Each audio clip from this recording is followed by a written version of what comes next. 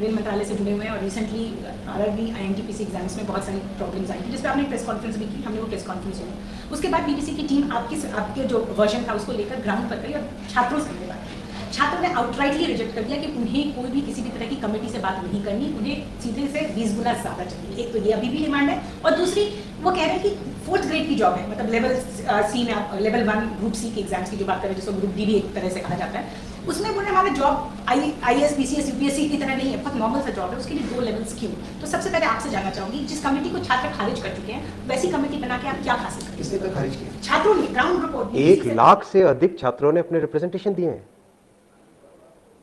1 लाख से अधिक छात्रों ने अपने रिप्रेजेंटेशन दिए इसी कमेटी को। लेकिन वो कमेटी नहीं चाहते, वो चाहते हैं कि 10 गुना रिप्रेजेंटेशन आप यही लिखा होगा। नहीं, आप ये देखो we are a constitutional body.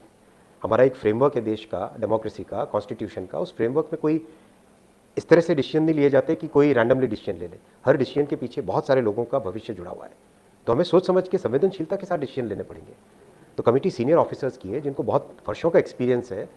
उन्होंने ऑलरेडी जो आए रिप्रेजेंटेशन उसको ऑलरेडी उसकी जांच करना भी चालू कर दिया है। वेट नहीं किया है कि 3 छात्रों ने अप्लाई किया था, 1 लाख का रिप्रेजेंटेशन है।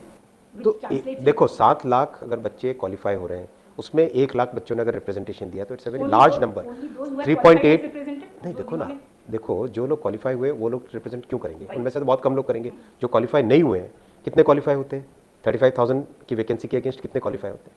7 लाख, 20 गुने के हिसाब से तो करीब करीब 3.8 यूनिक नंबर है। बाकी जो 3.2 है, तो यानी 1/3 जो हो सकते थे क्वालिफाई, उसका 1/3 लोगों ने रिप्रेजेंटेशन दिया है। आप कैसे कह सकते हो खारिज किया है भाई? क्योंकि हमने जिन ग्राउंड्स पे बात की, आपकी बात है, स्वीकार भी करें। आप मिलो, जिस तरह से आउटरीच हो रहा है, आरआरबी के पास में स्टूडेंट्स बड़ी संख्या में आ रहे हैं और अपने पॉइंट कह रहे हैं, क्योंकि हम खुले मन से, अच्छी नीयत से, क्लियर हार्ट से सुन रहे हैं उनकी बात और सुन के उसको सॉल्व करेंगे ना। ठीक है, आप कह रहे हैं कि कुछ छात्र खारिज करने को बात करें और कुछ छात्रों ने आपको रिप्रेजेंटेशन दिया। एक दूसरी बात वो ये भी कह रहे हैं कि ग्रुप डी जैसे लेवल वो तो बहुत, देखो उसमें ऑप्शन नहीं था सर कि एक बार में हो सके। बिल्कुल हो सकता है। देखो और बहुत सारी जगह मैंने पढ़ा भी कि हम अगर इतना बड़ा इलेक्शन करा सकते हैं तो हम इस तरह का एग्जाम क्यों नहीं करा सकते? पॉइंट क्या है? पॉइंट ये कि एग्जाम का प्रोसेस और इलेक्शन का प्रोसेस अलग होता है। फेयरनेस बहुत ज़रूरी है, ट्रांसपेरेंसी बहुत ज़रूरी है। इतनी ट्रांसपेरेंसी है कि एग्जाम की आंसर शीट भी लोगों को दिखाई जाती है ताकि वो अपने ऑब्जेक्शंस भी उस पर रेज कर सके। इसीलिए सोचा गया था कि एक जो ग्रुप डी का लेवल 1 का एग्जाम है उसको 2 स्टेज में किया जाए, लेकिन लोगों की रिप्रेजेंटेशन है, उस पर विचार करके बहुत जल्दी फैसला ले लिया जाएगा। ऐसा एक बार में भी हुआ है और इससे ज़्यादा लोगों ने अप्लाई किया था, ये भी एक समय बहुत लगता है, उसमें समय बहुत लगता है और बहुत सारे चैलेंजेस हैं। तो अगर कमेटी इस निष्कर्ष पर पहुंचती है कि एक लेवल में एक ही बार में एग्जाम हो ग्रुप डी वाला, तो क्या वो डिसाइड कर सकते हैं? कमेटी अपना डिसीजन डेफिनेटली एक लेवल में कराने के लिए एक बार बिल्कुल। एक उससे जुड़ा हुआ दूसरा सवाल ये आ रहा है कि जब आप कहते हैं, एक आपका प्रेस कॉन्फ्रेंस में एक छात्र ने हमसे कहा कि जब मंत्री जी बोल रहे हैं कि एक पोस्ट है, मतलब एक वैकेंसी ऐसी निकलती है एक बार और उसमें 1 करोड़ या 1 करोड़ से ज़्यादा लोग अप्लाई करते हैं, तो क्या ये सरकार की विफलता नहीं है कि हम इतने ज़्यादा बेरोजगार हैं? इस पर आपसे जवाब चाहिए। देखिए, रेलवे की नौकरी इतनी एक सेफ और इतनी अच्छी नौकरी मानी जाती है कि डेफिनेटली इसमें ज़्यादा संख्या आएगी ही आएगी।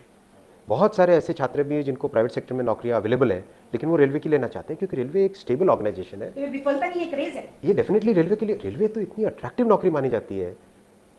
इसको आप बेरोजगारी से नहीं जोड़ते, आप डेफिनेटली ये देखोगे कि रेलवे की चाहे छोटी से छोटी कोई भी अगर पोस्टिंग निकलेगी तो उसमें हमेशा ज़्यादा संख्या आएगी ही आएगी। आज की बात है क्या आज की बात? आप इतने सालों से रेलवे कवर कर रहे हो। आप ममता जी जब रेलवे मिनिस्टर थी तब भी आपने कवर किया, तब कितना संख्या आती थी?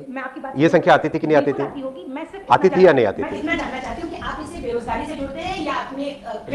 रेलवे डेफिनेटली एक ऐसा सेक्टर है जिसमें बहुत सारे नौजवान योगदान देना चाहते हैं, तो जितनी भी आप जब भी वैकेंसीज आएंगी ज़्यादा संख्या आएगी ही।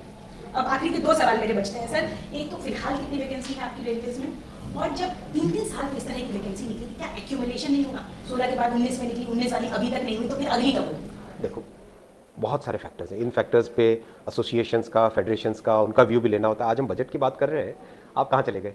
ठीक है, मैं बजट पे वापस आती हूँ कि इस बजट में जो हाईलाइट्स हमने देखे उसमें सबसे ज़्यादा बात हो रही है कि 3 साल में आप 400 वंदे भारत एक्सप्रेस ट्रेनें चलाएंगे। इन ट्रेनों के बारे में कहा जाता है कि फ्लाइट पे जो पैसेंजर्स जा रहे थे छोटी छोटी दूरी वाले, उनको आप अट्रैक्ट करने के लिए, रेलवे पे लाने के लिए आप लोगों ने इस तरह की इंटरसिटी एक्सप्रेस और जिसकी स्पीड भी बहुत अच्छी है, किराया लेकिन 40% शताब्दी और राजधानी से ज़्यादा है। 400 जब ट्रेनें चलाएंगे आपकी नई 3 साल में, क्या लगता है वो सारे पैसेंजर्स रेलवे तक आ जाएंगे? फ्लाइट और रेलवे की आपस में कोई तनातनी चल रही है क्या? आ जाएंगे? 8.5 करोड़ ट्रिप्स है रेलवे के पैसेंजर्स की साल में, 8.5 crore. It's a huge number, कोई तनातनी नहीं है, दोनों के दोनों कॉम्प्लीमेंट्री हैं। और पीएम साहब का विजन भी है कि सारे के सारे इंफ्रास्ट्रक्चर को हम इंटीग्रेट करें पीएम गति शक्ति फ्रेमवर्क में।